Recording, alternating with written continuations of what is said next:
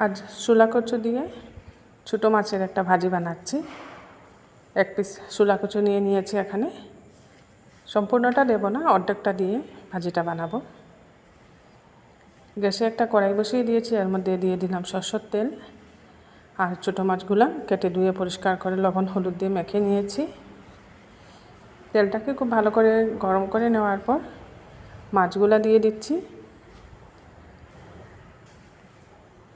মাছগুলো দিয়ে হালকা ভেজে নিতে হবে, বেশি কড়া করে ভাজবো না মাছগুলো। উল্টে পাল্টে দিচ্ছি। শোলা কচু দিয়ে আর সাথে আমি আলু দেব। আলু দিয়ে ছোটো মাছের ভাজি বেশ ভালো লাগে খেতে। শোলা কচুটা একদম চিকন চিকন করে কেটে নেব, সাথে আলুটাও আমি চিকন করে কেটে নেব। মাছটা ভাজি হয়ে গেছে, নামিয়ে নিলাম। আরেকটা কড়াই বসিয়ে দিয়েছি, এর মধ্যে সামান্য সরষের তেল দিয়ে দিলাম। ফোড়নে দিয়ে দিয়েছি 5 ফোড়ন। আর এই যে শোলা কচু আর আলু কেটে ধুয়ে পরিষ্কার করে নিয়েছি, এটা দিয়ে দিচ্ছি তেলের মধ্যে। এর মধ্যে সব গুঁড়া মশলাগুলো দিয়ে দিচ্ছি। প্রথমে দিয়েছি হলুদের গুঁড়া, জিরে গুঁড়া। এবার দিয়ে দিচ্ছি লাল লঙ্কার গুঁড়া। লাল লঙ্কার গুঁড়োটা একটু বেশি দিয়েছি, এই ভাজিটা একটু ঝাল ঝাল করে বানাবো। পরিমাণ মতো লবণটাও দিয়ে দিয়েছি।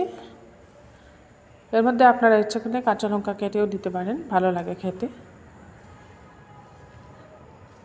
সব মশলা আর লবণ দিয়ে এবার এটাকে খুব ভালো করে মিশিয়ে নিতে হবে।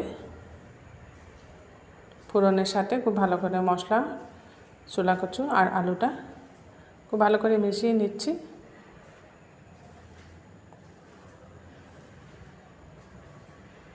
এটা কিন্তু জল ছাড়া বানাবো, এর মধ্যে জল দেব না আমি।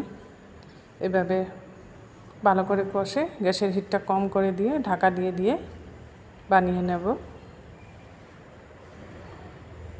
বারবার এভাবে নাড়িয়ে আর ঢাকা দিয়ে রান্না করলেই আলু আর শোলা কচুটা সিদ্ধ হয়ে যাবে।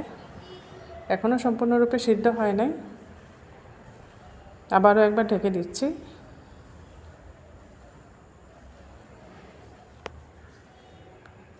এবার ঢাকাটা উঠে ভেজে রাখা ছোটো মাছগুলো দিয়ে দিলাম। ছোটো মাছগুলো দিয়েও আলতু হাতে কচুর সাথে মিশিয়ে নিচ্ছি।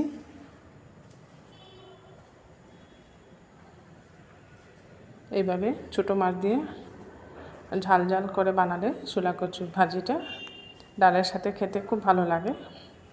তৈরি হয়ে গেছে, এখন এটা একটা সার্ভিং প্লেটে নামিয়ে নিচ্ছি।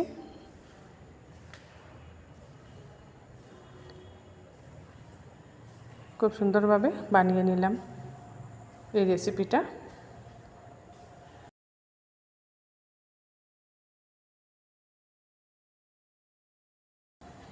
এবার দুপুরে খাবারের প্লেটটা সাজিয়ে নিচ্ছি। প্রথমেই প্লেটে নিয়ে নিচ্ছি ভাত, সাথে নিলাম লেবু, আর নিচ্ছি 3 পিস শসা, সামান্য আলু ভাজি, আর যে শোলা কচুর ভাজিটা বানিয়েছিলাম এটা নিয়ে নিয়েছি। আর সাথে আমি বানিয়েছিলাম ডাল আর ছোটো মাছ দিয়ে শস্য দিয়ে একটা রেসিপি। এই দুটো রেসিপিও সাথে নিয়ে নিচ্ছি। আর নিচ্ছি মোরলা মাছের মাথা ভাজি। আর বানাচ্ছি বিকেলের জন্য একটা স্ন্যাক্স রেসিপি, মুচমুচে কারকুল ভাজি।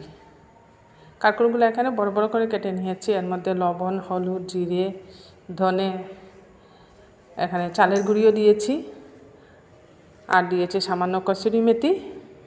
সব কিছু দিয়ে খুব ভালো করে মেখে নিয়েছি কারকুলগুলো। আর কারকুলগুলো ছোটো ছোটো ছিল, তাই এই মুচমুচে পকোড়াগুলো খুব ভালো হয়েছে খেতে। এক এক করে সবগুলো গরম তেলের মধ্যে দিয়ে দিচ্ছি। এরকম মুচমুচে করে কারকুল ভাজি বানালে চায়ের সাথে টাই হিসেবে খুব ভালো লাগে। একদিক ভাজা হয়ে যাওয়ার পর অপর দিক উল্টে দিচ্ছি। একটু সময় নিয়ে গ্যাসের হিটটা একদম কম করে দিয়ে ধীরে ধীরে ভাজলে খুব ভালো হয়, ভিতরটাও খুব সুন্দর সিদ্ধ হয় আর খুব সুন্দর মুচমুচে হয়। আর এর মধ্যে যেহেতু চালের গুঁড়া দিয়েছি আর কুটিংটাও খুব শক্ত হয়েছিল, বেসন থেকে চালের গুঁড়া দিয়ে এইরকম পকোড়া বানালে খুব মুচমুচে হয়। সবগুলো এইভাবে উল্টে পাল্টে নিলাম।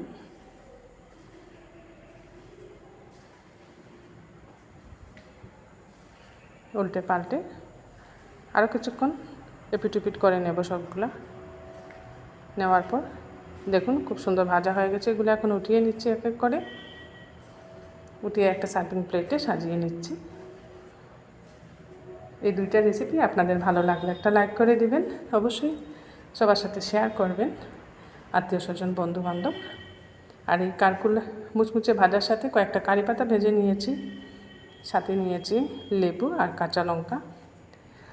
লেবুটা উপর দিকে চিপে মুচমুচে ভাজিগুলো খেতে খুব ভালো লাগে। আর কারি পাতা ভাজি একটা আলাদা গন্ধ আছে, কারি পাতা ভাজিটা ভেজে খেলে দারুণ লাগে এরকম পকোড়ার সাথে।